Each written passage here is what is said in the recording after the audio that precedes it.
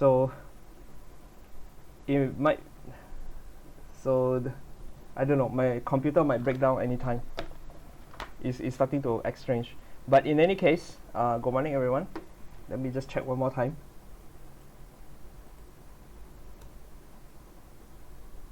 Recording has started.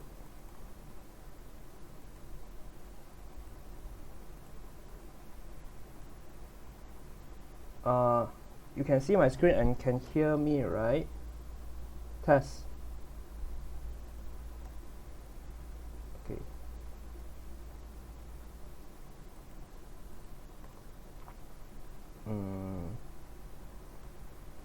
Okay, so let's try to continue. Okay, so I'm assuming everyone can hear me because some parts of my computer has hanged. So I don't know if it's still running. The rest of it is still running smoothly, but hopefully it is. So we are here to continue talking about the Hall effect. So what's the Hall effect? Is another phenomena involving what happens if you put a moving charge inside a magnetic field, right? We have been learning about the Lorentz force law. So the Lorentz force law is if the force experienced by a charge moving at velocity v, it is given by v cross b, and it will be experiencing a force that is perpendicular to both v and both the magnetic field. Okay, so we want to investigate other phenomena that makes use of this situation. And what else do we know? Well, we do know that inside an electric current we have a wire and charges are moving inside a wire. So if we place the wire inside a magnetic field, then this thing will happen. So it's gonna experience a force, and then this gives the idea, Hall, I guess, it gives Hall the idea of measuring the properties of the charges inside the wire. So let us consider how does it work.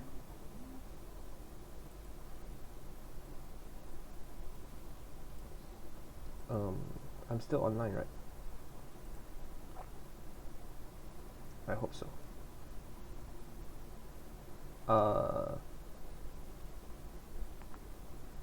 Yeah, testing. Can anyone hear me? Okay, yes. Yeah, so this part of my screen is hanged. But I can still do this, so I think it's okay for now. So yeah, so OBS, some parts of OBS has strangely hanged, which means I'm recording. Well, I think I'm fine. Yeah. Can okay. Yeah, brain offline, never mind. Let it slowly wake up. Okay. So what we're going to do is we are going to consider a wire inside a uniform magnetic field. Okay. So the wire that we see here, right, is actually we will consider this a square two-dimensional shape for now, because it's just to avoid the messy problems involving the curvature of the wire. So let us assume the wire is some flat piece of thing, right? So it's going to be some shape like this. Okay, so having some shape like this.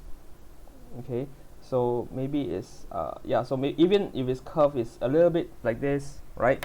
And then I will take this to be my x coordinate, and then going into the plane is my y coordinate, and vertically it shall be my z coordinate. So my magnetic field is going to be pointing in this way.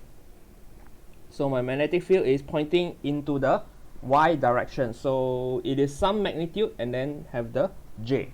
Okay, so this is a conductor, and then if I plug into a battery, the current will flow and all this kind of thing. So when current flows, what's going to happen? If my charge carrier is positive, it will be moving in this direction with the drift velocity Vd, right? If it is a negative current, it will be moving the opposite direction with the opposite drift velocity, right? And this, whether it's positive or negative, it is still inside a magnetic field, so it will experience a force, right? So if it's experience a force, it depends on what happens, what is the nature of the charge carrier, and what is the direction of the force, and that will push all the currents to one side. So for example, right? So for example, if charge carrier is positive,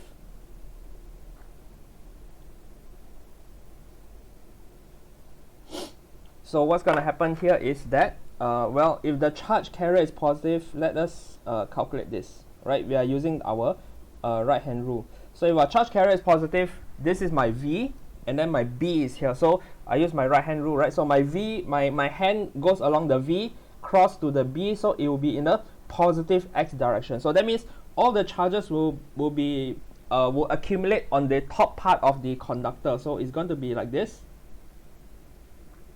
So most of the charges will get collecting on this side, right? So when it's all collecting on this side, right, that means there's a concentration of positive charges here, and then down here there is a lacking of positive charges. So it's going to be almost like a negative charge. What I'm trying to say is, it's going to create an electric field because most of the charges are here. So positive charge will create a source of electric field. So I will create a electric field in this direction, right? And all the charges are accumulated at the top. So in fact, the charges are continuing to move. So actually, the entire wire will experience a net force in the upwards direction. So we're going to learn this in the next part later, but we are focusing on the charges for now, right? So if the charge carrier is positive, then it will actually create a transverse electric field inside the wire. Okay, so if the charge carrier is positive, but what happens if the charge carrier is negative?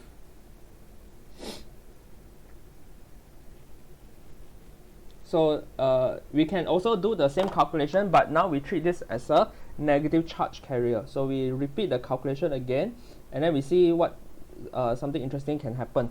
The V, if it's negative, right, the current flow in this direction, so the is defined as the opposite of the negative motion of the charges, of negative charges. So my V is here, my B is here. So what is V cross B? Right, so V cross B now is on the other direction, right? On the other direction, so is V cross B is down, but my charge is a negative charge, so it's a minus of this vector. Okay, so minus of this vector means what? Minus of this vector, I need to flip the direction. So the force is still up. All right, so the negative charge will also get pushed in the upwards direction.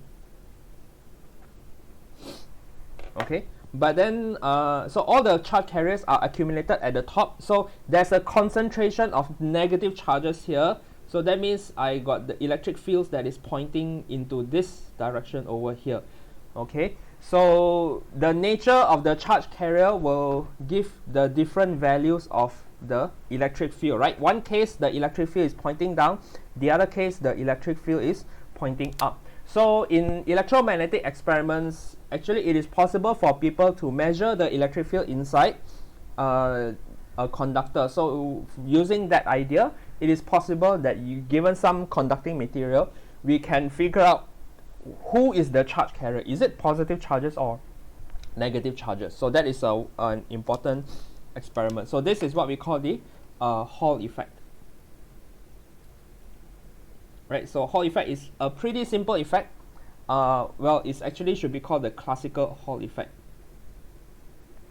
Right, so what we are learning now is essentially classical physics, right? So classical physics Hall effect, because right now people are still working on research and doing experiments and doing theory that there's going to be a quantum Hall effect. So yeah, but you guys are also still learning modern physics right now, right? So we can't talk about quantum Hall effect yet.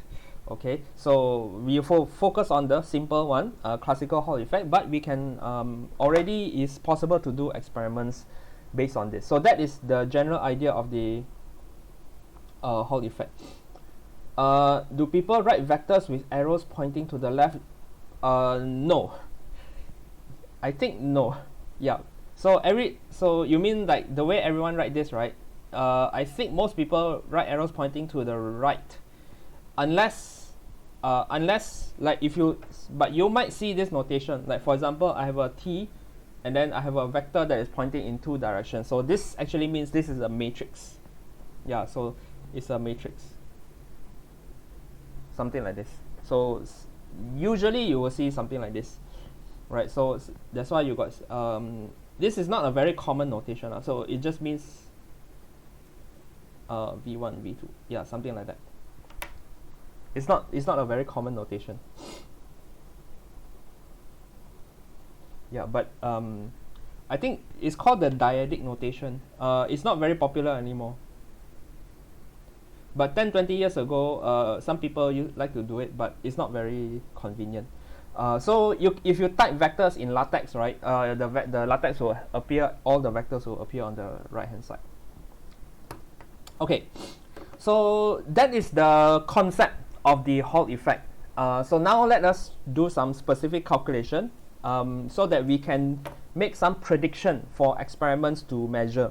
Okay, so yeah, so the idea is the following, right? So you see the charge carrier, depending on the charge carrier, the velocity is either positive I or negative j. So let us try to write down some vectors.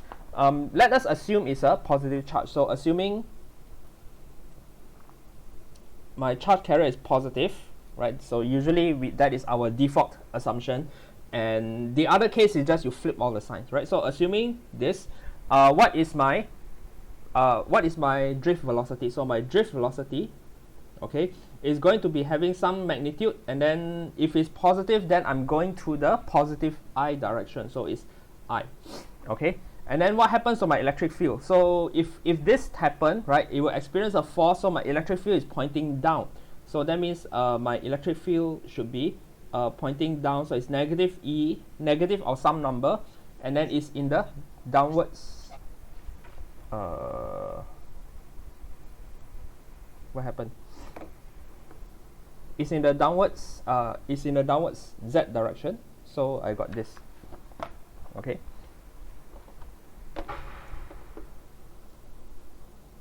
I think I heard my own voice. So yes, so something wrong is going to happen soon. Yeah. Yeah, so my computer right now is not at 100%. I don't know why. So we should be prepared for a breakdown coming soon. But in any case, let us push as far as we can before this happens. So my drift velocity is this vector, my electric field vector is this vector, and my magnetic field, so according to what we are purposely doing, we are immersing in a magnetic field in the J direction. So having some B in the J direction. Okay. So now here is another thing, right? So whereas all my currents are pushed to the upward direction and then the charges are continue to flow, it is going to be in a equilibrium situation, right? So this is equilibrium. Okay, so in this equilibrium situation, that means the net force on the particle is going to be 0, right? So we will consider, yeah, so we perform the experiment. We wait until equilibrium is achieved.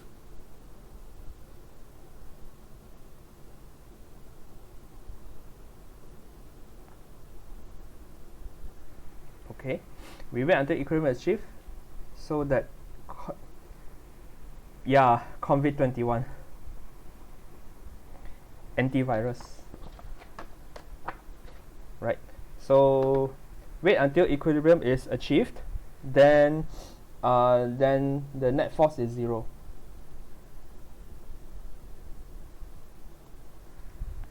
Okay, so that means, right, what are the forces experienced by the particle? So there is the electric field here, right, and then there's a magnetic field here. So the net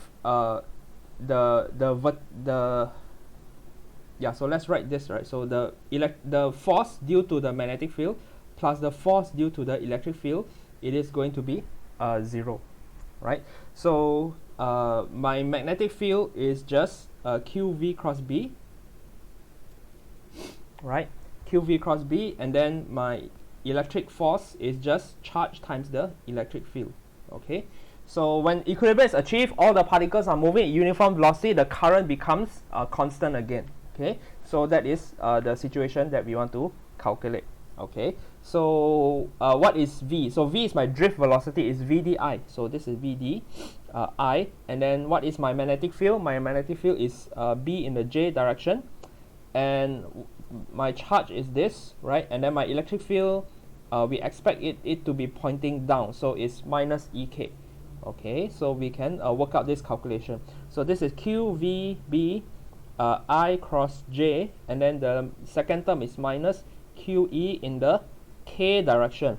Then we can simplify this calculation, right? What's I cross J? I cross J is just K. So both forces are in the K direction, seems like. So I can factorize out QVDB minus QE. So actually both terms have a Q equals to 0. So in other words, what we have found that if the equilibrium is achieved, right, when the current becomes constant again, we have found this equation. So my electric field is just VDB. Okay, so that is the relationship between the electric and magnetic field. So this is how they are related to each other.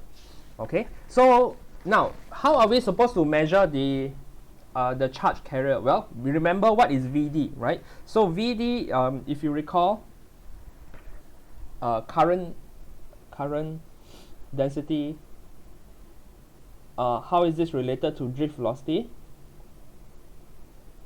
Right, so J is equals to I over A. At the beginning of this chapter, right, we have learned that this is equals to NQ VD, right? So this is the number charge density, and this Q is the charge itself.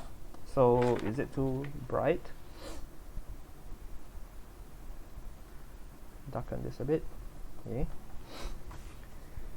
So my V, oops.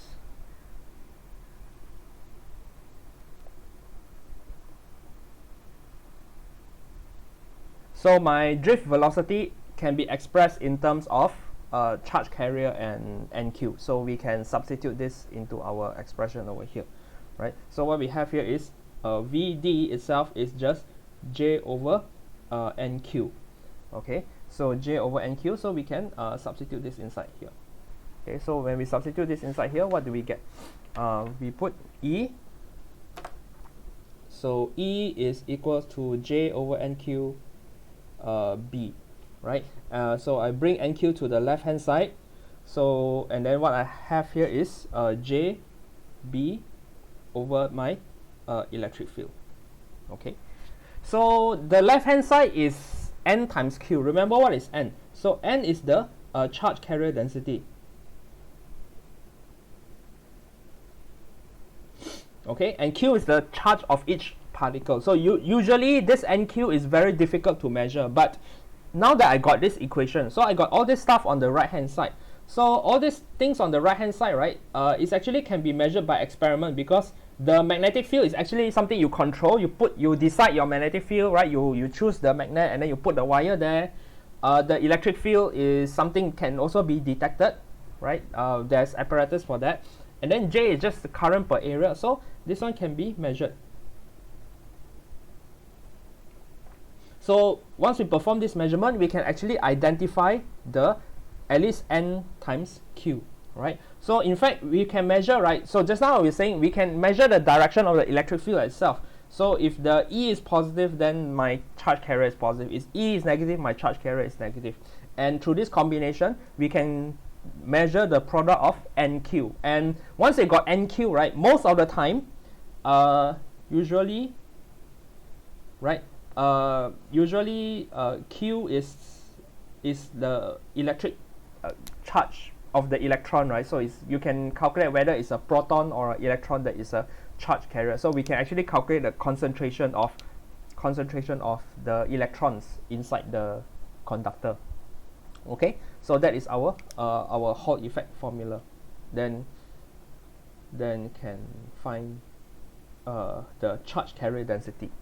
So this one will be important for those things in material science, where they want to design all these semiconductors, superconductors, and to optimize this value so that you can build the best material as you can. Okay, any question? Yeah, concentration is given by M. Correct. So yes, this is yeah. So this EV B, right, is, we will see this formula again, right? This is very interesting. But for this context, this E and V is for the particles inside the conductor, right? But in later, I think the more fundamental formula is E and CB. So this is the speed of light in vacuum, right? And then this is the electric field of the radiation. This is the magnetic field of the radiation, right? So yeah, so we will see this formula again, but in a different situation, right? So this is for particles. And yeah, just by dimensional analysis, E over B has the dimension of velocity. So this is kind of what we expected.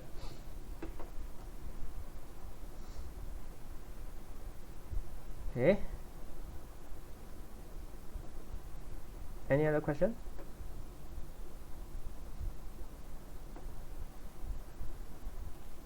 Yeah, so that's very interesting, right? So this is the classical, right? So for now, it's the classical Hall effect.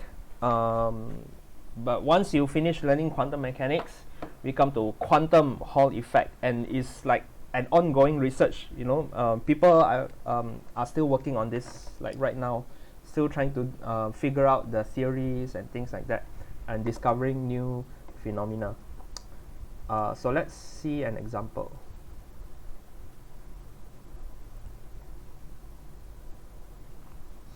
Okay, so as this one is pretty basic, I think. In this example, I have a strip of copper. So this thickness and this wide, so I can get the area from this. I place in a uniform magnetic field in the y direction. The current is 75 amps, so I can get the current density, right, 75 over this area. Is run in a positive direction along the width of the copper. So the potential at the bottom of the strip is this number higher than the top. Okay, it is known that charge carriers are electrons, but n is unknown. So from this measurement, figure out the n. So how do we get this?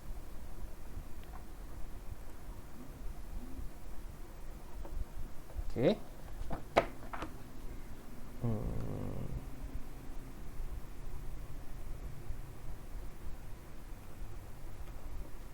So yeah. So you guys are amazed at the formula, is it EVB? 3.2.4. Okay. So what is happening here is we have this copper thing, right? And then what we have here is this distance is d. So we have a negative charge carrier, so all the negative charges get pushed on the top, right? So therefore I got a magnetic field that is pointing this way, right? And also we are given that the potential difference between the top and the bottom is 0.81 microvolts. So you are given the potential difference, and I know the thickness, so I can actually calculate my electric field. So I will use the usual formula. It is the electric field, uniform electric field. It is given by voltage over the distance, right? So from here I got 0.81 times micro, so it's minus 6 divided by 1.50 times 10 to the minus 2. So the electric field is 5.4 times 10 to the negative 5 newtons per coulomb. So I got the electric field already, right? And then the thickness here is the W, right? So this will give me the area. So the area is just the width times the thickness over here. And then from here I can get the current density. So the current density is I over A. So in other words, it's I over WD.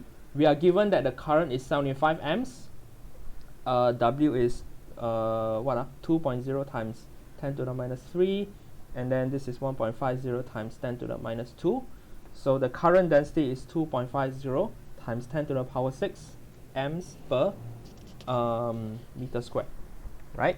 So from here I can now use this formula to get the N.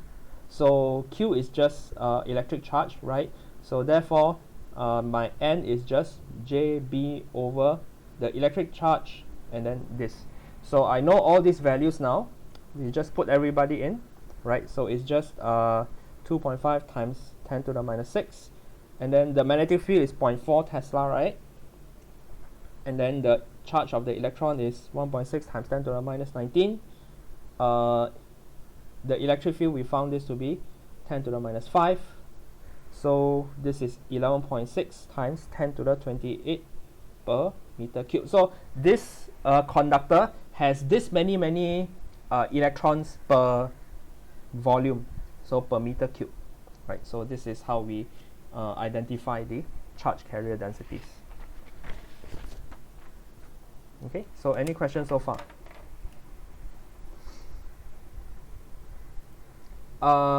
No, it's not always. It's just so it's not always just because the question says so, right? Because the question says that it is known that the charge carriers are electrons, so that's why we use E. Yeah. So the question says they are electrons. And more precisely, we should say that electrons, right? So Q is a negative E, right? So Q is negative E, and I want to know the charge. So this one is just calculating all the magnitudes only. Yeah. So more precisely, what is happening here is if I use QE, right? I'm ignoring the direction, but my electric field is actually pointing in the other direction. Wait, yeah, something like that. But anyway, yeah, we just want the number only. So I ignore the direction to avoid confusing myself. Does the photon have mass? No. Yeah. Photon has no mass. No rest mass. Yeah. A mass at ECB, is it? Yeah, so that we will learn this later, like in the last few chapters of this course, where we talk about radiation, and then we start to treat the light as an electromagnetic field. So photon has no rest mass, right? In modern physics, you have already learned photon has energy. E is equal to hf. You can convert this energy into some mass. E is equal to mc squared. But once you convert it into this, it no longer a photon, is converted into a particle, right? So speaking of Feynman diagrams, you guys were talking about last time, right? What was it? We have the if I have an electron colliding with a positron, then it will annihilate and becomes a photon, right? So the energy of the photon is you can calculate by conservation of energy. It's just, I think it's just 2mc squared, right? So twice the mass of the electron and positron, if I remember correctly. So you can convert one into in another, but once it becomes a photon already, then no more mass. Okay, so photons have no mass. This is, yeah, so if you remember your relativity, right? Anything with mass cannot travel at the speed of light. Only light can travel at the speed of light because light is massless, and that's the main reason why.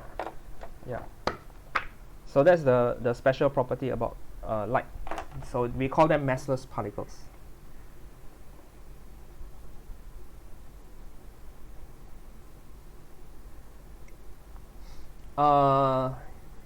Yes, it has momentum.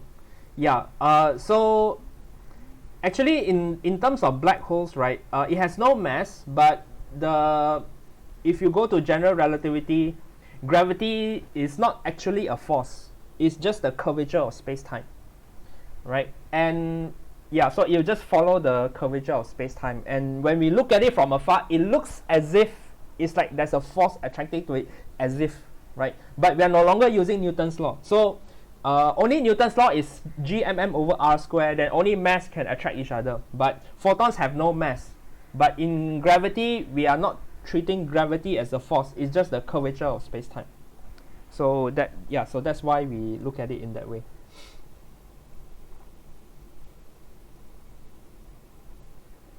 Yeah, so the diagram posted by Wei Zheng is very useful because the space-time is curved, so the light will follow the surface of this grid, and it looks as if it will fall into the black hole. Something with negative mass will exceed c. Well, if you put it in your math, if you put it in equation, yes. there's no such thing as negative mass, because mass is supposed to be positive. Yeah. Because mass is some positive quantity, right? Unless you say tachyons, right? So tachyons are space-like particles. Is like you can interpret them as negative mass, then you can do it. But if you just plug in negative m into your equation, then you can argue that you can travel faster than light. So more precisely, right, if you plug in negative m, particles with negative m cannot travel slower than light, because you put a negative sign, you flip all the equations already. So that's why negative mass can travel faster than light, fine, but it cannot slow down. So that is an opposite problem that you encounter because of this. Yeah, so that's troublesome, right?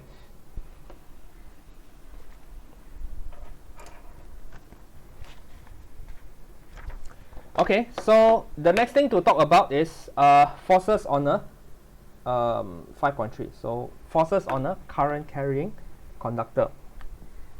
So this is the second last section, I think, but kind of an important one. So forces on a current carrying conductor. This is kind of related to the Hall effect, but now we are not measuring the electric field inside anymore. Okay, so we have been talking about this, right? So if I have a conductor with a current, if I put this in a magnetic field, right, all the charge carriers will get pushed to one side. Okay, it will get pushed to one side. Then it will get pushed to one side. So that means the entire the conductor itself will experience a net force, because all the particles are accumulated on the ceiling.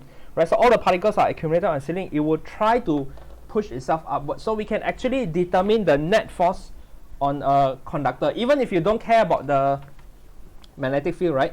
Electric field inside the conductor, we can still calculate the force. So yeah, so right now we consider a conductor again with now charge carrier density. After learning the Hall effect, we know how to measure this, right? So N, okay, and then let's say I put this whole thing inside a magnetic field that is pointing into the page, okay, and then I have a wire. So just take a normal wire, right? We're not measuring the electric field anymore, so we just want to see what happens to this wire, right? Yeah, so usually, as always, I will say that this is positive Q, so that I don't keep to flip the negative sign all the time. Positive charge carrier, and then it will travel at a drift velocity. So let's say my current is going in this direction, right? So if my current is going in this direction, my charge carrier will be moving in this way with this drift velocity. Now, what's my magnetic field? So my magnetic field is pointing into the page, right? My V is here. So what is the force experienced by this charge, right? So I use V cross B. V cross B is V. First I point along the V, and then my magnetic field is going into the page, so I cross in this direction. Then my charge will experience a force along here. So this is the force on one charge, right? So this is the force on one charge, and then I have many charges. So let's calculate the total force, right? So firstly, the force on one charge is, so using our Lorentz formula, so Q drift velocity cross in the B direction, right? Now, so this is on one charge, but if I want to get the net force, I need to know what is the total charge, right? So how many charge carriers are on this wire? So I need to know the volume, right? So let's say this is cross-sectional area A, and then the length of this piece is L, so I can get the volume, right? So if I can get the volume, I times this to get the total charges. So the total charges, total number of charges in the volume A times L, right, is, I'll call this big N. So big N is just n times the volume. So this is the area times the length of this thing, so it's NaL. So this is the total number of charges, right? So n is equals to NaL. So I get this. So now I just need to times this, right? So this is the force on one charge. I got n charges. So what is the net force? Okay, so net force on this wire segment. So this wire segment is having length L, right?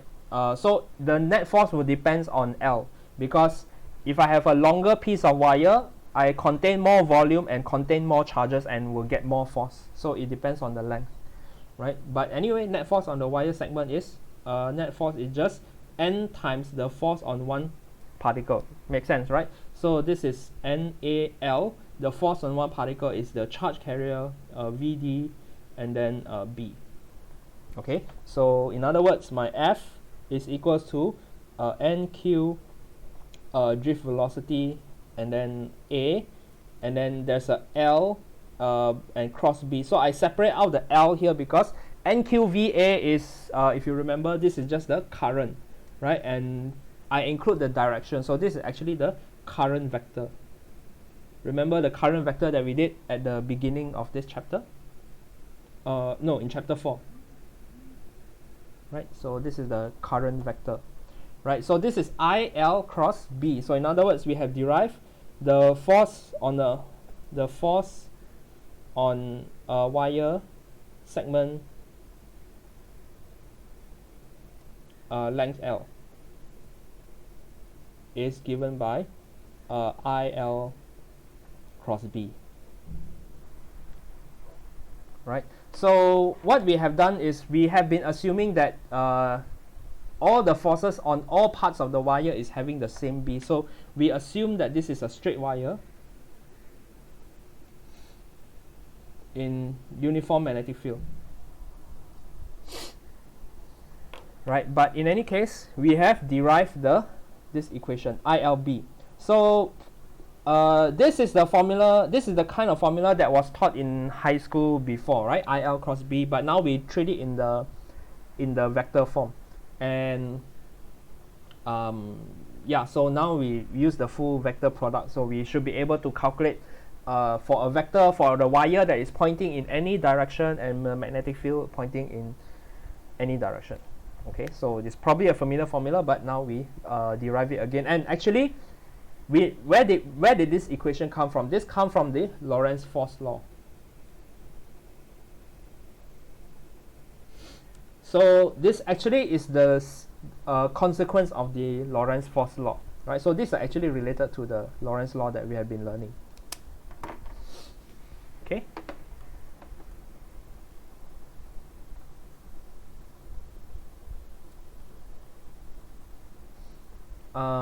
Oh, you guys are talking about antimatter. Yeah, we can make antimatter. I mean, particle accelerators do use antimatter now, and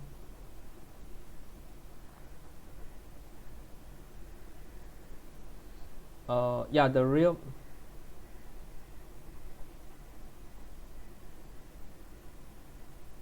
scalar cannot cross product with a vector. Yes, correct, because cross product is between two vectors. So I need a vector and another vector, then I can do cross product. Otherwise, it makes no sense, right? Because you can't do the right hand rule. Yeah. Speaking of antimatter, right? Antimatter is actually quite common. If you look at the PET scanner, PET scanner in hospital, right? It's called the positron. Yeah, it used the positron. I forget what it stands for already. Positive electron tomography, something like that. So they use the anti-electron to scan your brain or something like that. So it's not as weird as it actually seems. But what we do know so far is, yeah, if I have an antiparticle combined with its particle, right? They say they destroy each other. So what it means is it will be converted into a photon. So that is the interaction that we learn in particle physics, right? So an anti-electron and an electron when they combine, it will be converted into a photon. And by conservation of energy, you can use E equal mc square, and the energy will be equal to h times f, frequency of the resulting photon. So that's where the thing comes from. So let's work out an example. I have a straight horizontal copper wire carries a current from east to west with the poles of an electromagnet, right? So that means uniform B. So the magnetic field is horizontal and pointing this way with this magnitude. So find the magnitude and direction of the force on this rod. So according to this question, we are talking about the north, south, east, west, right? So I will take this to be my y-axis and take this to be my x-axis. So according to this question, the length of the wire is 1 meter, right? And then the current flowing inside the wire is 50 amps, and the direction of this wire is along the x-axis. So that means my wire is something like this. Okay. How about my magnetic field? So my magnetic field, the magnitude is 1.20 Tesla, and it says that it is pointing in the northeast, so 45 degrees northeast. So my magnetic field is this direction. So if I want to write this in vector form, how do I do it? Okay, this is my magnitude. My direction is, well, it is cos 45 plus sine 45j. In other words, is 1 over root 2 I plus 1 over root 2 j. So my magnetic field vector, I can write it in a vector form that is kind of convenient to handle, is just I plus j, right? Cos 45 I plus sine 45j, right? The x and y components when it is 45 degrees. Okay, so from here we can now get the force, right? So in vector form, I can use the force. So force is equals to I current vector L cross B. So my current is magnitude 50 amps, my direction is the j direction, the I direction, and then my B is B over root 2 I plus j. So I got IB0 over square root 2. Okay, and then I multiply, so I multiply into a bracket, right? So it becomes I cross I plus I cross j. So this term becomes 0. So the same vector cross again, it will become 0. This one is just k. So my answer is going to be, IB naught over root 2, just k. Yeah, just like that, right? Hang on, I forgot the L. I'm missing an L because, yeah, L should be here. So L, ILB.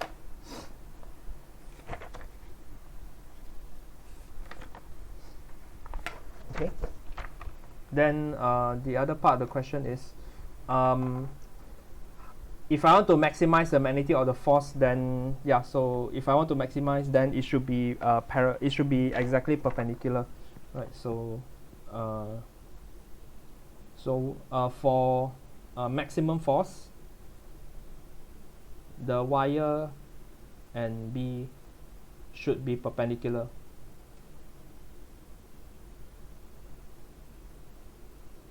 Because it's ILB sine theta, the cross product depends on the angle, sine of the angle, right? So for maximum force, sine 90 degrees will be the highest.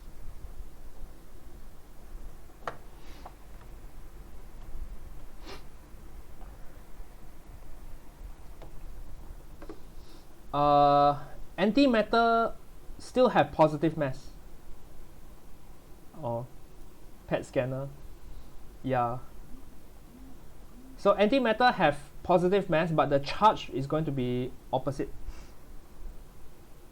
CAT scan. Correct, there is a CAT scanner. Yeah, so collision will lead, yeah, because all convert into photon. So I cross I is 0. So how to remember, yeah.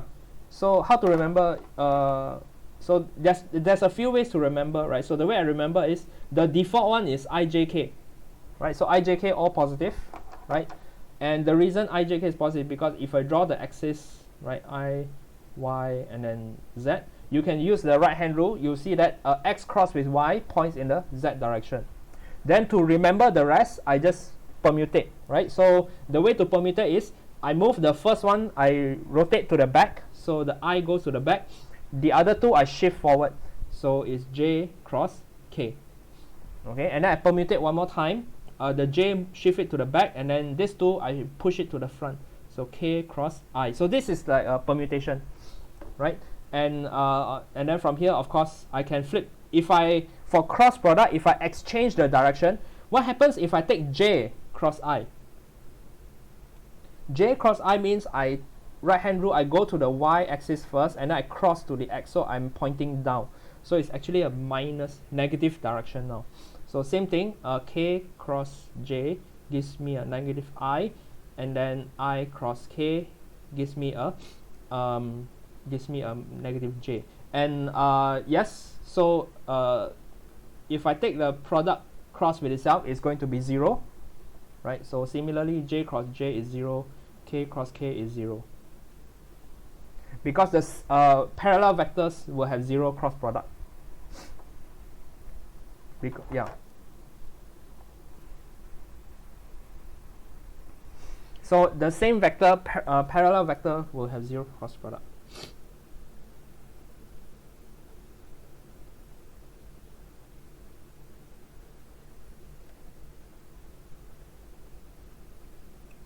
Okay, so it doesn't matter what vector. So A cross A is going to be 0, right? But A dot A is not 0, right? It's just, it will give you the magnitude of A square. Okay, so that is the difference between cross and dot products.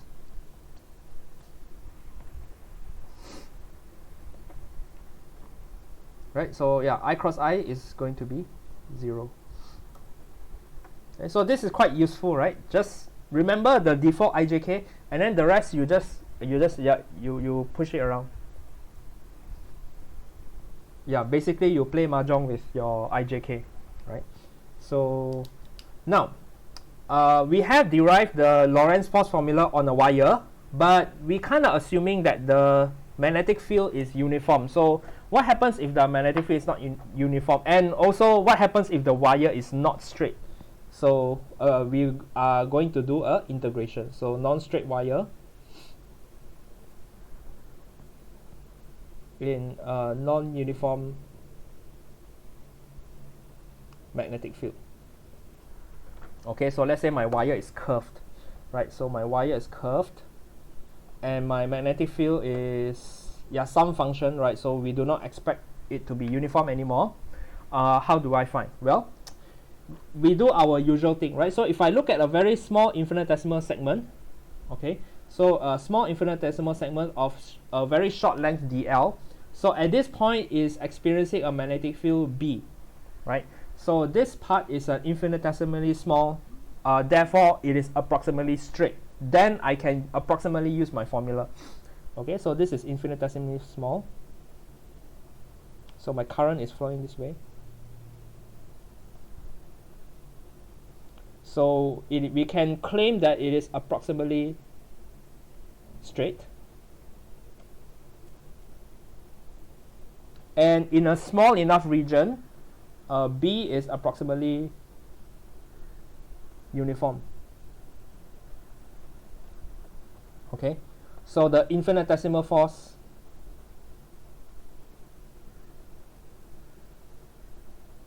on this segment, right? Because our formula works on segment by segment, is, well, df is I dl cross B. Okay. So right now I'm about to make a change of focus. So remember, right, what is my I vector? My I vector is the magnitude and then the direction. Okay, and then I have a dl over here, and then cross B.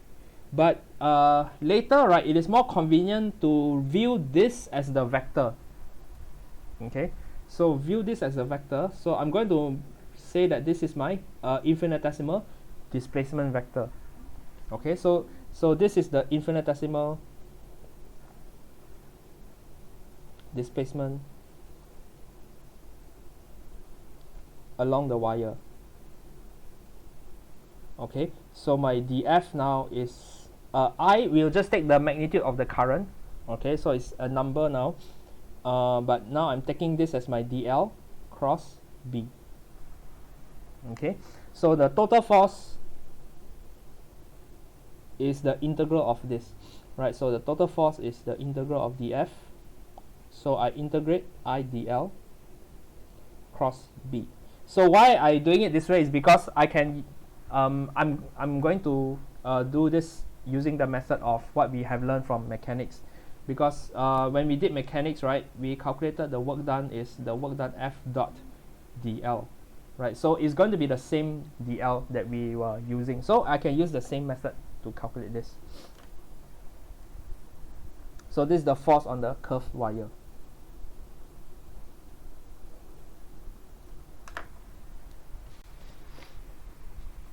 Okay. Any question?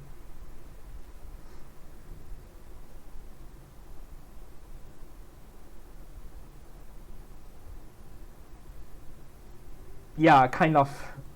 So yeah, the unit vector, yeah, so now it abandoned the current and goes to the length.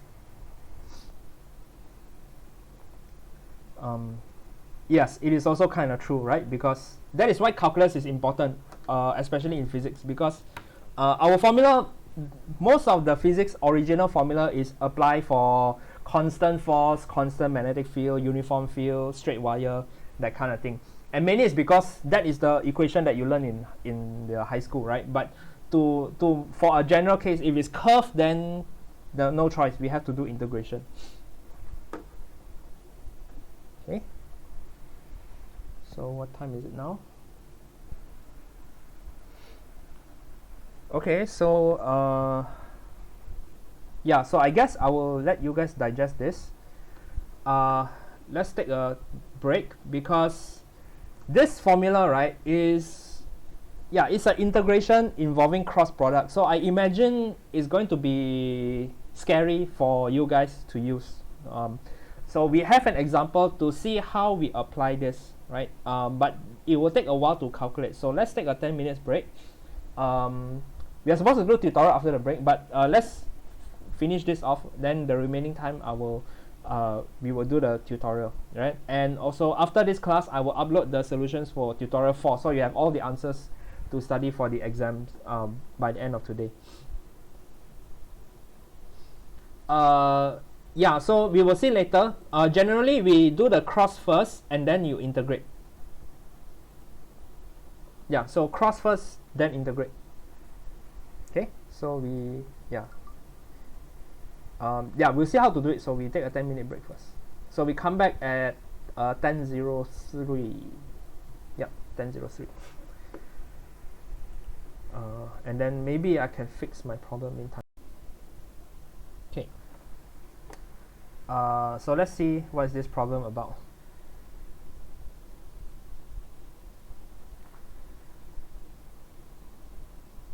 Yeah, so yeah, so Asian parents are wrong in this sense, and in fact, right, the professor was from, I think he's from Poland. Poland or some Eastern European country, I forgot. I think it's Poland. Yeah. So let's see how to solve this example. In this figure, right, the magnetic field is uniform, okay, uniform B, but the wire is curved, so that is a problem, right? So it's perpendicular to the plane of picture pointing out the page, fine. The conductor carrying I towards the left has 3 segments. So the first segment is the straight piece, the second segment is this semicircle, and the number 3 segment is this part. Okay, so the straight piece, no problem, IL cross B, everyone knows how to calculate. This one is also straight, but it's parallel to the magnetic field, so it's going to be 0.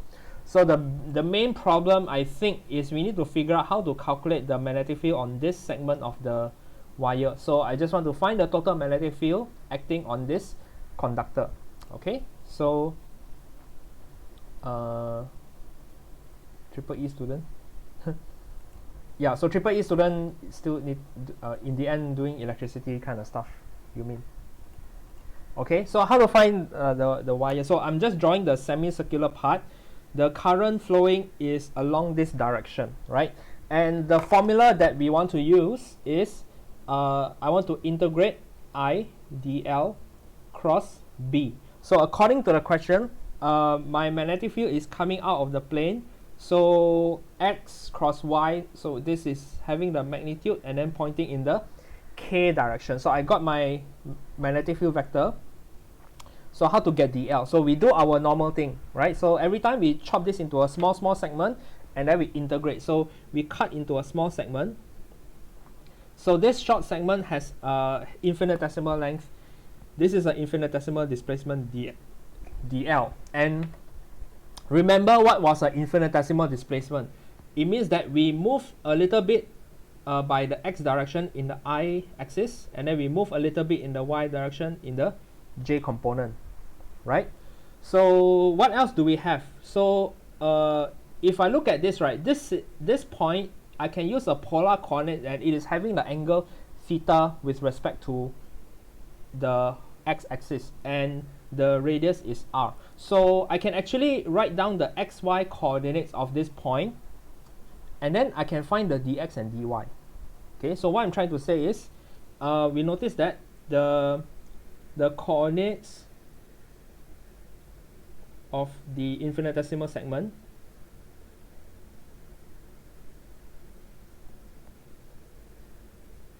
is what? So my x is equal to r cos theta, right? Our usual formula. And then y is equal to r sine theta. So for all the segments, right, r is constant for the whole semicircle.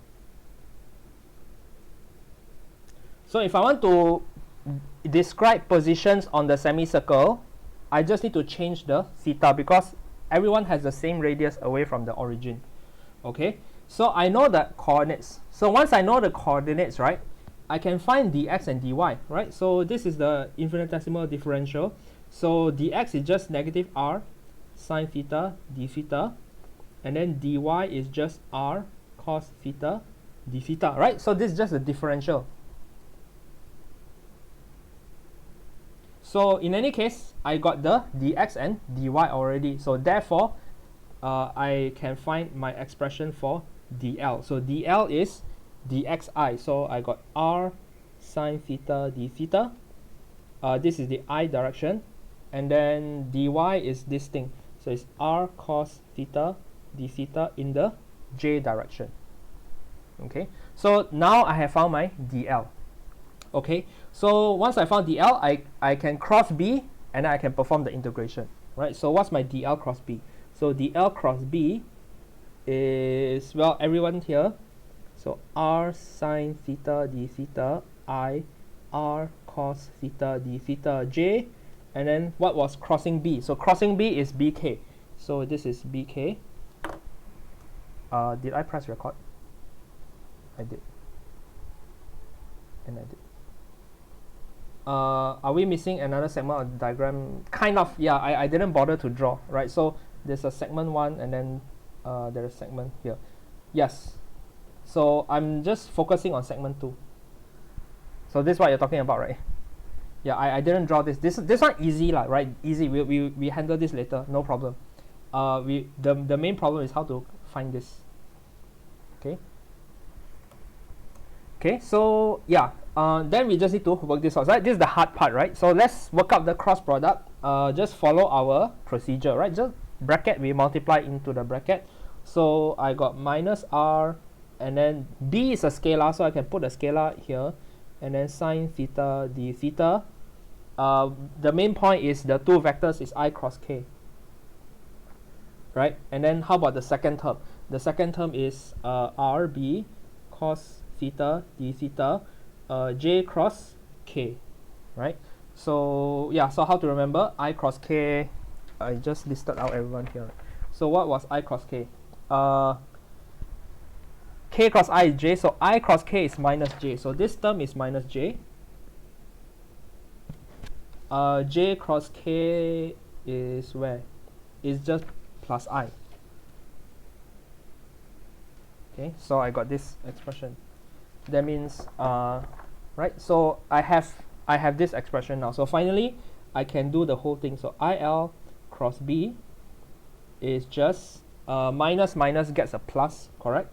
So plus RB sine theta d theta in the j direction, and this term is RB cos theta in the I direction.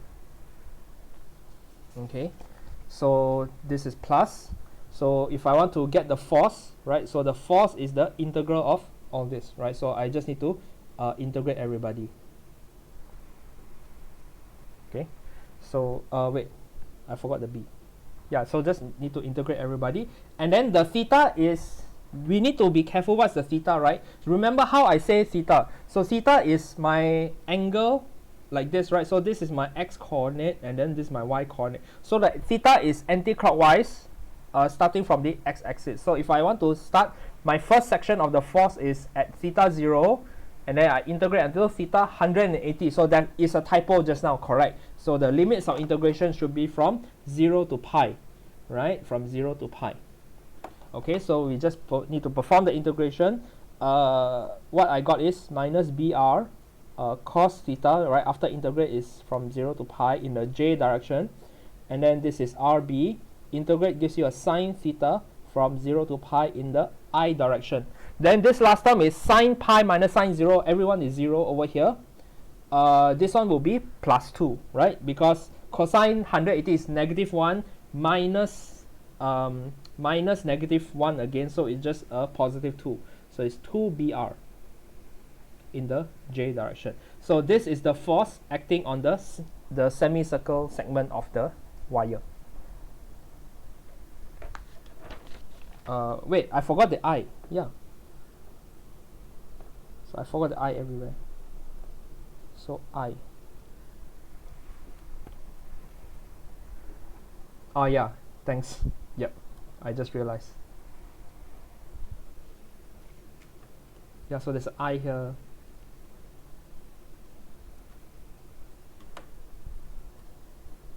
Right, so if you put the, yeah, so to be safe, right, I think usually probably a good idea just to put I straight away here. Then I put I here, then I put I here.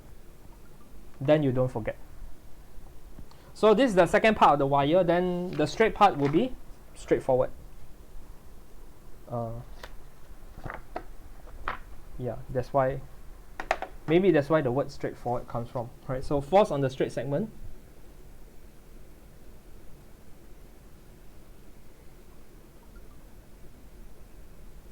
Okay, so my magnetic field is pointing out of the plane, right? So it's pointing out of the plane, but my wire is coming to the left. So yeah, so just take the ILB, right? So this is L cross B. Just use the straightforward formula. Now my force is pointing to the left, so this is minus IL. Yeah, so the length is L, and then the direction is negative I, right? So minus IL, and then I cross product with B. So what was B? B was BK, right? So this is negative ILB, I cross K. So what was I cross K? I keep forgetting. So IK is where? It's minus J, right? So I is minus J. So minus minus, it will cancel off. My F1 is ILB in the positive J direction. So you can check, right? My current I'm going here. My magnetic field is coming out of the plane. So if I do the right hand rule, the force is upwards. So you got a positive J direction. Then finally, the force on the segment 3.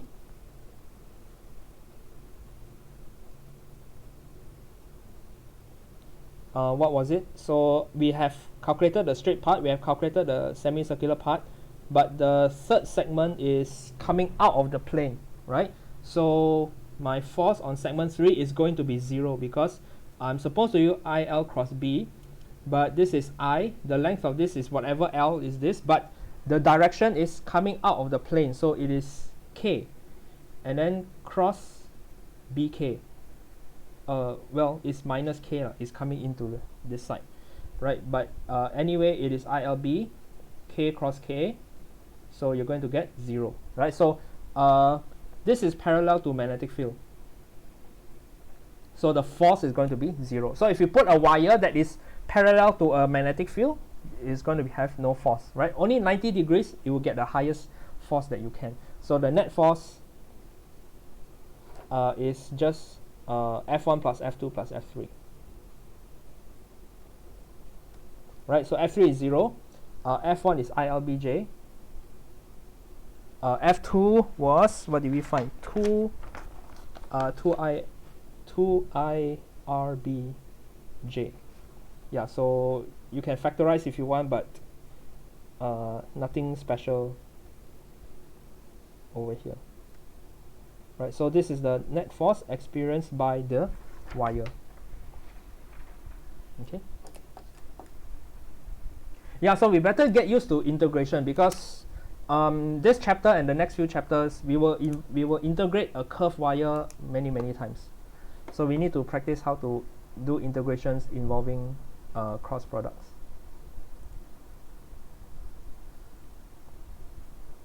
Yeah, cannot be avoided, unfortunately. So I don't know, math majors, you guys are used to this all the time, is it?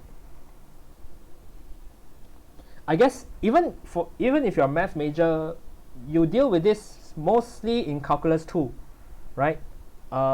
Which physics majors are also taking calculus 2.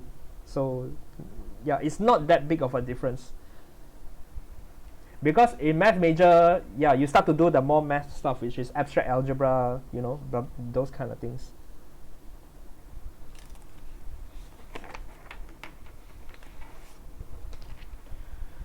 Okay, so yeah, so that is how we calculate forces on wires.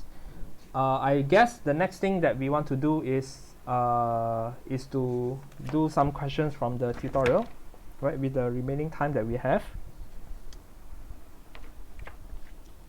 And yeah, so let's warm up with question 1, and then I will skip around to do the, I will just start with the first few questions and then skip around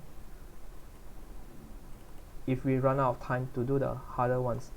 I believe most of us are okay with tutorial 4, right? Because tutorial 4 is just circuits, and then it's Kirchhoff's law. If you know how to do Kirchhoff's law, it's fine. In any case, yeah, so let's start with question 1. Okay, question 1. So what does question 1 say? It says that during lightning strikes from a cloud to the ground, currents can be as high as this much and then can last for 40 microseconds. So how much charge transferred from the cloud to the earth during a strike? So yeah, so lightning phenomena is a current flow, right? As I don't know if you know this already, right? During a thunderstorm, lightning strike is because the friction with the clouds, they will actually because of friction, right? So it's actually a charging process into the cloud. So the clouds will have some net charge, and then the earth is a ground. So there's a potential difference over there, and because of potential difference, maybe the charge can start to flow. So usually the atmosphere is an insulator, but if the potential difference is too high, then you got the electric breakdown, right? So the dielectric breakdown, and then the charge can suddenly dump into the ground. So we want to calculate this process. Okay, so the process of the thunderstorm. So we start with question 1. Okay, so according to the question, the current is 25,000 amps. The time taken is 40 times 10 to the minus 6 seconds. And remember the definition of current. The current is the rate of charge flow per second. So if I want to get the total charge, right, so it's dq. right? So so since the question didn't say anything, we assume it's a constant, right? So integral of dq is just the integral of I dt. So if I assume this is a constant, I'm just integrating dt, right?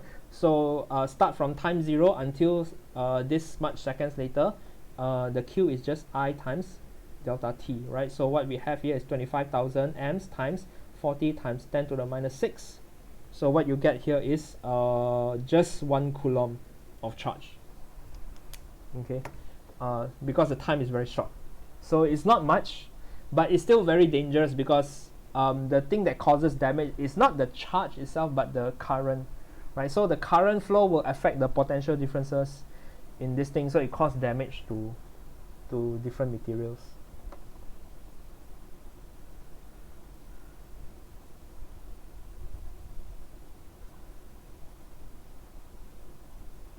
Huh? What do you mean?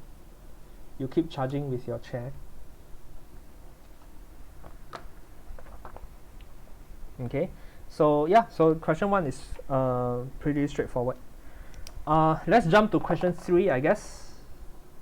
We definitely don't have time to do all the questions. I will upload the answers later. But question 3 is kind of important in the sense that this is a non-constant current.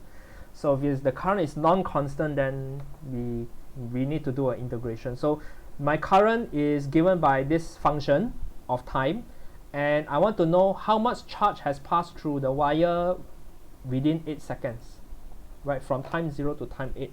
So let's do question 3. Okay, so question 3, the current is not a constant, so it depends on time. It is 55 minus 0.65 t squared, right? So we just need to find the current. The total charge that has flowed through is, I'm supposed to do the integral of q I dt, okay? And the I is given, so it's 55 minus 0.65 t squared. Integrate this with respect to t. So if I want to know what happens between 0 to 8 seconds, I integrate between 0 to 8. So what we have here is 55t, and then is 0.65 over 3 t cubed. From 0 to 8, then you plug in the numbers, you will find that this is 330 coulombs.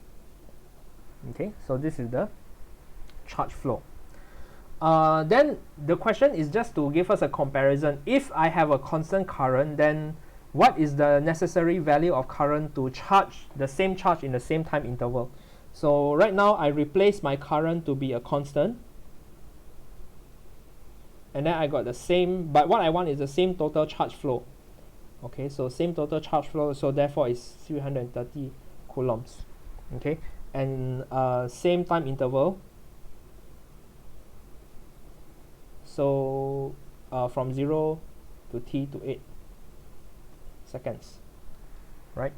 So if this is a constant, right, so the general formula is we need to do this, but if I'm using a constant current, I'm just integrating 1, right, from t. So integrating a number 1 from 0 to 8, so what you get here is 8i. So what I want is the current that I need is q over 8. Q was 330 over 8, so the necessary current is 41 amps.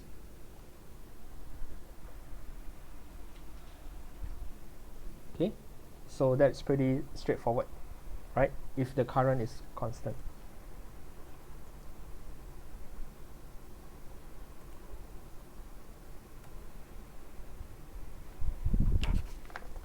Okay, so what question shall we do next? Yeah, so let's do some resistance question. I think 4 and 5 is probably worth doing because we tend to forget the resistance properties of things, right? We usually when because I think it's because in your previous schools the focus is on Ohm's law and Kirchhoff's law, but the properties of resistance material is also kind of important. So let's do question 4. So what does question 4 say? So what diameter must a copper wire have if the resistance is the same equal length of this diameter? right? And obviously we are not supposed to memorize the resistances, so if needed, the data is going to be provided because it's just data, right? No one is supposed to memorize data. So yeah, so let us calculate this. The data is going to be given, so let us work it out. Full screen over here. So yeah, so we are provided two things, right? Copper, the resistance of copper, I will call this rho 1, and it is 1.72 times 10 to the minus 8 ohms per meter. So the resistivity is ohms meter, right? But I want to know what is the necessary radius for the copper, right? Once you got the radius, you can get the diameter. I want to have the same resistance as aluminium, or aluminum if you're American. So resistance of aluminum is provided in the data is 2.75 times 10 to the minus 8 ohms meter, and I want this to be the same resistance as aluminum of diameter 3.26, okay, times 10 to the minus 3, right, because it's millimeter. But of course radius I must divide 2. Okay, so that is the radius. So I want this resistance to be the same as this resistance. So therefore I want R1 to be equal to R2. So what is the formula for resistance? It's just rho L over A, right? So rho L over the area, rho 2L over the area. So the length is the same, right? So cancel this. So I got rho 1 over pi radius 1 square, rho 2 over pi radius 2 square. So pi can also cancel. What I want is R1, right? So R1 square, if I work this out, it's just going to be rho 1 over rho 2 R2 square. Okay, so from here I can find R1. So R1 is just this divided by this times the square of this. You take the square root. So the answer is going to be 1.29 times 10 to the minus 3 meters. So to find the diameter, you just times 2, right? So times 2, you're going to get 2.58 times 10 to the minus 3 meters. Okay, so that is pretty straightforward. Am I right?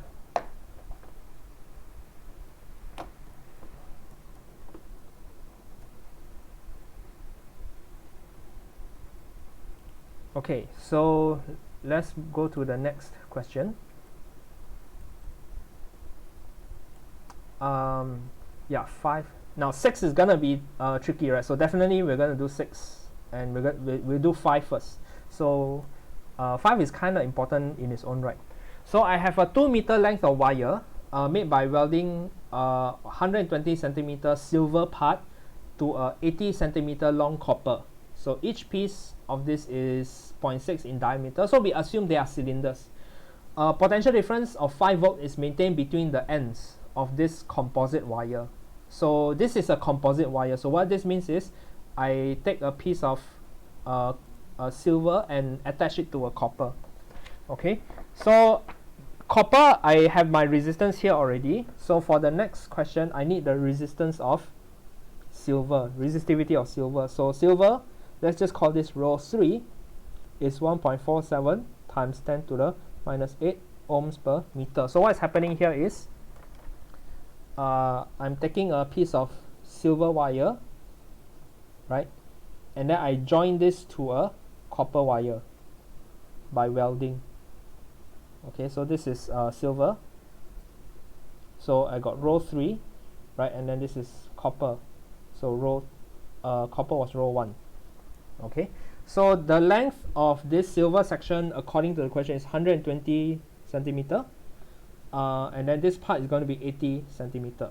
So the radius of this thing is half of the diameter. So diameter was 6.6 millimeter, right? So it's 0.3 times 10 to the minus 3 meters.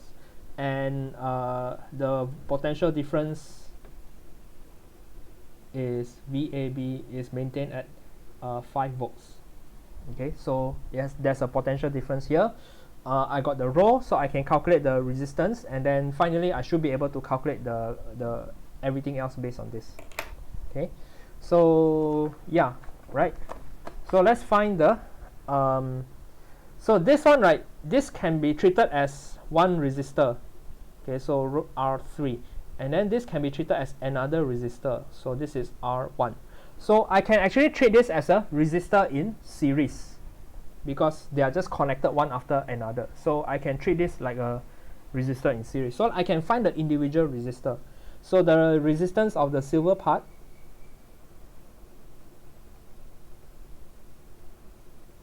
is R3, right? Just use the formula. So rho L over A, right? So it's the resistance of silver and the length of silver. So this is L3.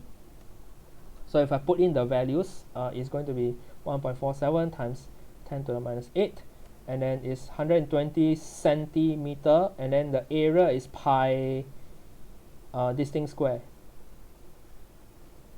right? So if I put in all the numbers, you will get 0.062 ohms. So I got the resistance for the silver. How about the copper?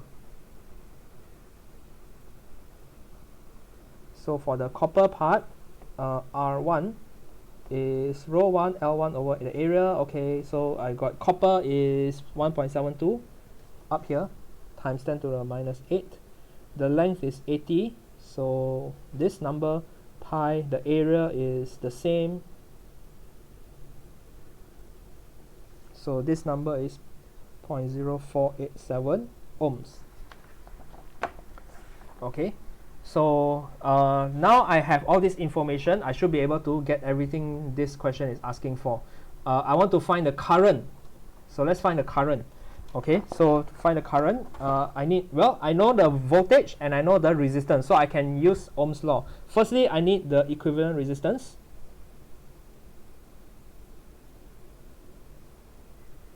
So my R equivalent is just R1 plus R3.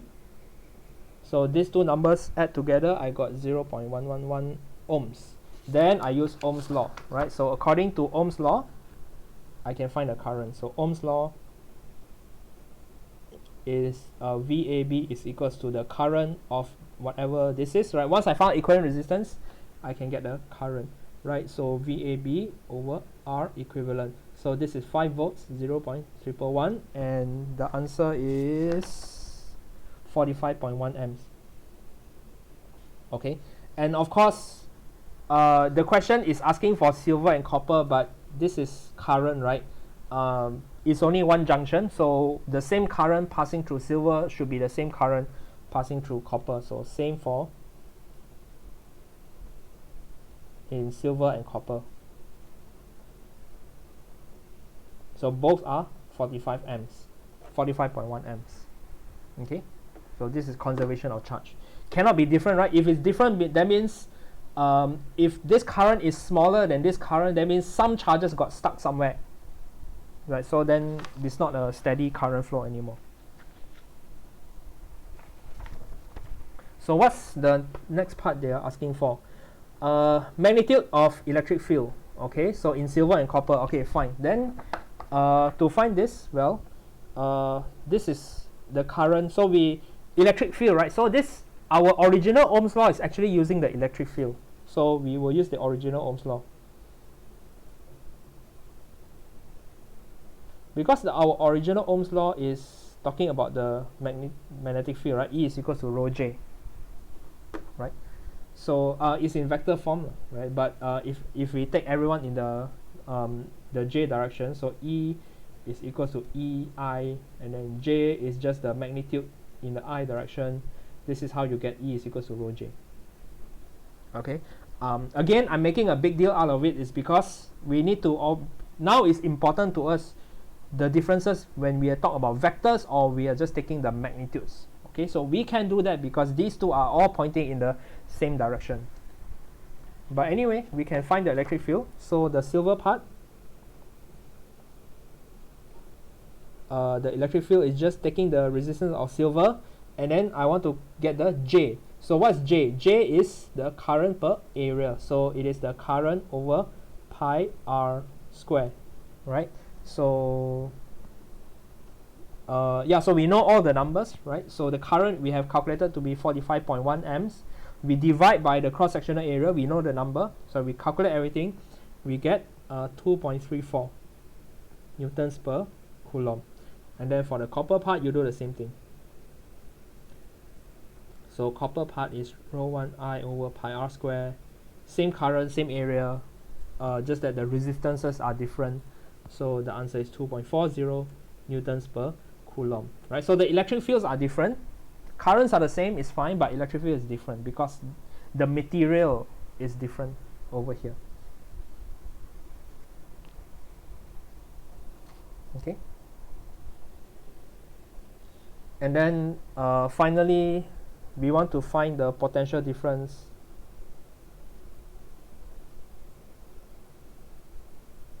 across the silver part, right?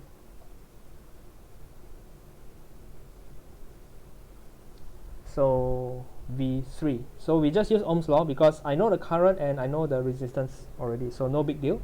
So it's 45.1 amps, and then the resistance is what we found was 0.062, so it's 2.79 volts. Okay, so once I know the potential difference across the silver part, then and I know the total potential difference is 5 volts, so I can easily get the copper part. Right, because VAB is the whole system is silver plus the copper, so the copper part is just VAB minus V3, so it's 5 minus 2.79 volts. Okay, so that is how we get the potential difference. In fact, what's the number? 5 minus 2.79, it is 2.21.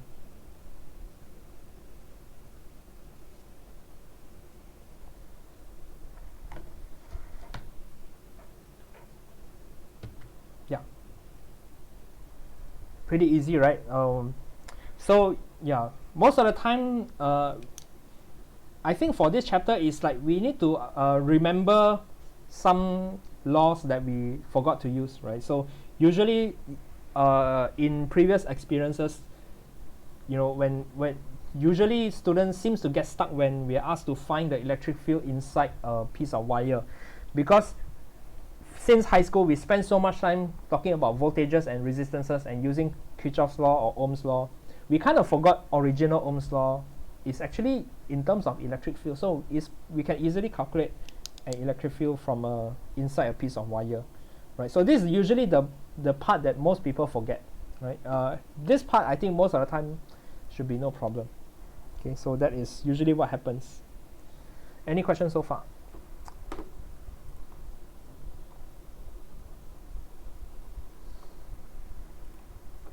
Okay, so what's my status? How's my sound? Test. Okay. Yeah. So let's do the question 6, right? So question 6 involves integration, and that is where we have to be a bit careful when solving question 6. So this is page 9.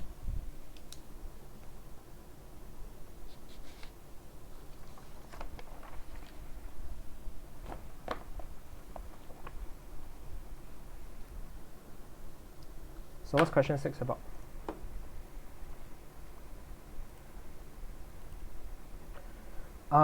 So I have a material of resistivity rho, but it's not a straight cylinder. It is like a truncated cone. That means the radius is not the same everywhere, right? So at the top piece, the cross-section area is high, but down here, the cross-section area is low.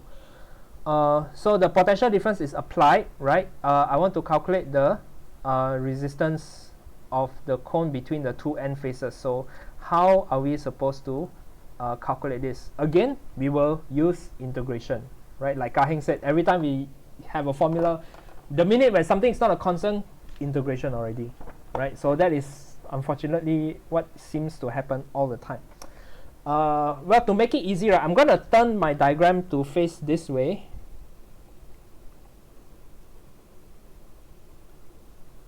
Okay, and then this is it is something like this, right? And then like this. Okay, So I will take this to be my x-axis, and then is this direction is y direction. Okay, so according to the question, this point is r1, and then this height is r2. Okay, so how can we handle this situation? Well, I'm taking this to be my y-axis. So this is y equals to r1 over here, and then the cross-sectional area is different. I will take this to be my origin, so therefore this part is x equals to 0, and then this part is x equals to h. So the total length is supposed to be h, right? So, and then I got a potential difference. Okay, so how do we do this? We do our normal thing. This is not a straight cylinder, right? But what we can do is, can you guess what we are about to do? Okay, we are going to chop this into slices. So let's consider a very small slice.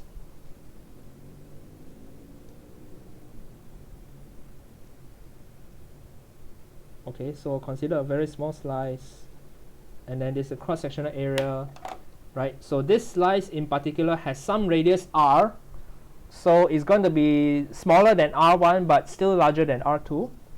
Okay, so I got a thin slice, right? So I got a thin slice, and then the thickness is dx. So if this is thin enough, I can say that this is approximately a cylinder where my radius r, and then the thickness of the cylinder is dx.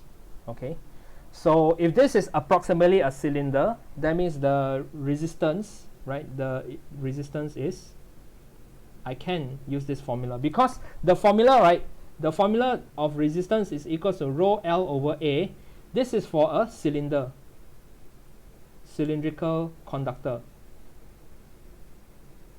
Okay, so this is a cylindrical conductor. This is not a cylinder, right? The area changes all the time, so I cannot use this formula. But if I take a small slice of width of dx, then this is like a very, very thin cylinder. So it is approximately given by this formula. So the resistivity is rho, right? But the length is very small, so it's dx, and then the area is pi r squared. Okay, so this is a, so if this is small, then the resistance is small. So this is an infinitesimal resistance. Okay, so now, so now that we reached this stage, we encounter another problem, right? So this is where we have to be careful to know what our variables mean. So do you see what's the problem here? My small thickness is dx, right? So it's an infinitesimal dx. But I have another variable is r squared, which is this radius. So it is different from x, right? So this is a different variable, so I cannot integrate this right away, right? So to perform the integration, I need to express r in terms of x, right? But what I'm going to do is do it the other way around. I will express, we want to express x in terms of r. So how to do this? Well, let's look at this, right? So r, right, r is a function of x. Can you see? Right? So firstly, we note that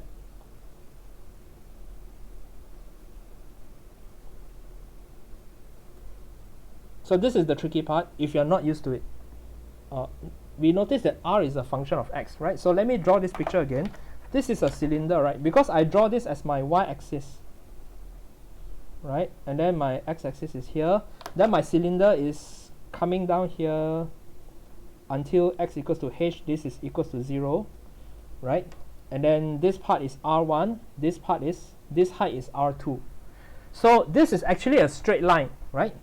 So this is a straight line. So if this is a straight line, I can get the equation of the straight line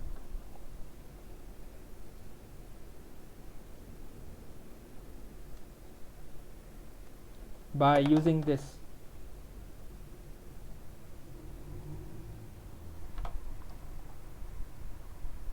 Do you follow so far?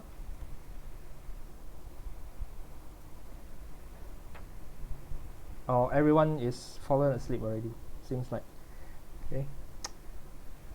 So yeah, so I want to get this equation of the straight line. Correct. Yes, dy dx. So you see where I'm going, right? Okay, good. Then now I'm okay. No, so now I know you guys know what I'm talking about, right? So C is the intersection. So this is R1, and then M is the slope, right? So how to get the slope? So the slope is, well, it is this height divided by x, right? So the slope is R1 minus R2 over this distance, right? So, and then this is the R, okay? Because R here is my height of the y-axis. So I conclude that R is equals to mx plus c. So I got R1 minus R2 over h, x plus c.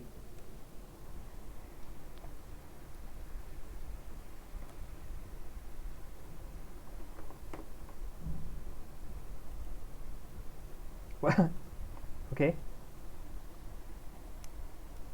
right? So do you agree with this formula, right? It's just to express this in terms of a straight line, and then my r is actually y, the y is the function of the radius. Okay, so what I'm going to do is I will take the differential of both sides.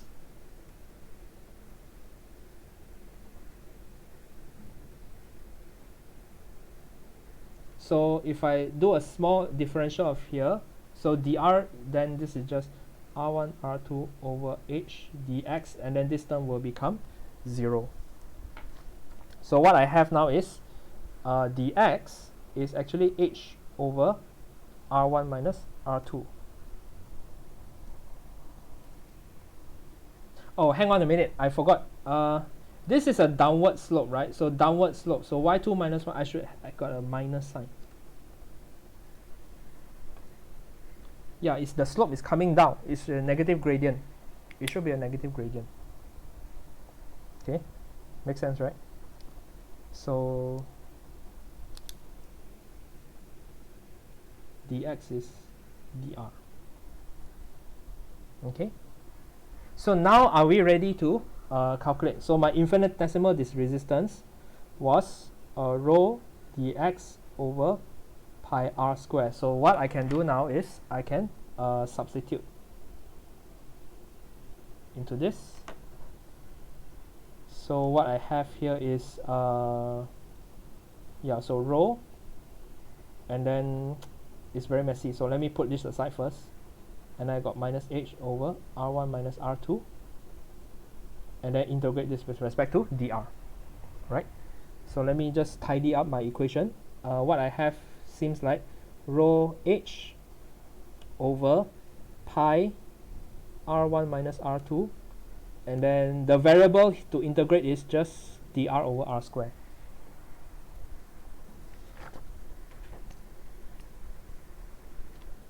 Okay, so then I can finally get my total resistance. So how to get my total resistance?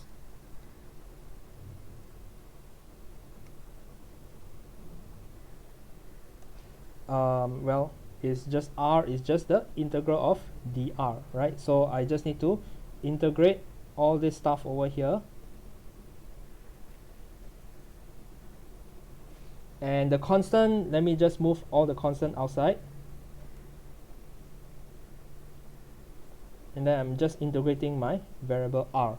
So what is my limits of integration? So my first r is r1, right? And then I reduce until r2, right? So I need to add up all the resistances of all the pieces. So I'm integrating from r1 to r2. Okay, so if you integrate, what's going to happen? I got rho h over pi r1 minus r2. This will become negative 1 over r, right? The limit is r1 to r2. So minus minus will take care of each other. And then I got rho h over pi r1 minus r2. This will become 1 over r2 minus 1 over r1. And then simplify even more, because there's going to be some cancellation. Cross multiply, so I got r1 minus r2, r1 r2, right? So these two terms will cancel, and then this is equals to rho h over pi r1 r2. So this is my resistance. Okay, so one last step is that if for part B, if R1 is equal to R2, so let's just call this some number, right, R, then R is just rho h over pi r squared. So you get rho h over the area, right, if it's a straight cylinder.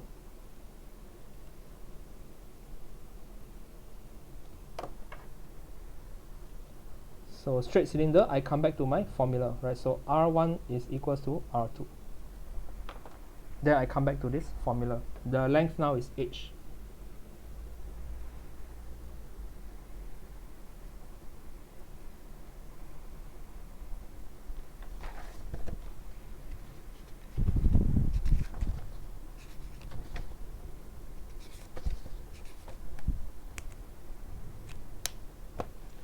Okay, so yeah, any questions so far?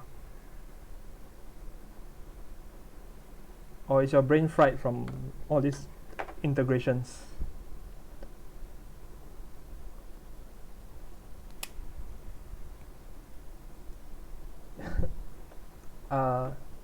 Kind of lah, right? Some intense, yeah, it's kind of intense, but as you notice, right, like all the things that we are doing so far is just like carefully moving things around. It is acrobatics, like we have not used any new concept out of nowhere, right? We are just using existing concept, but we're just rearranging things in different ways.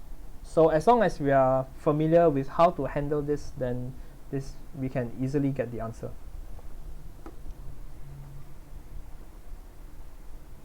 Another hit of smoke coming out of your brain, is it? Okay, so I will let you guys slowly digest. Yeah, and time is running out already, right? So yeah, so I think that's all for today. For the remaining question, don't worry about it. I will upload the solutions, and most of you guys know how to handle Kirchhoff law, right? Otherwise, if not, maybe on Monday I will do some Kirchhoff law question before the exam. Our exam is next Thursday, so Wednesday is a public holiday, so we don't have class on Wednesday, but we have exam on next Thursday. Yeah, so luckily, right,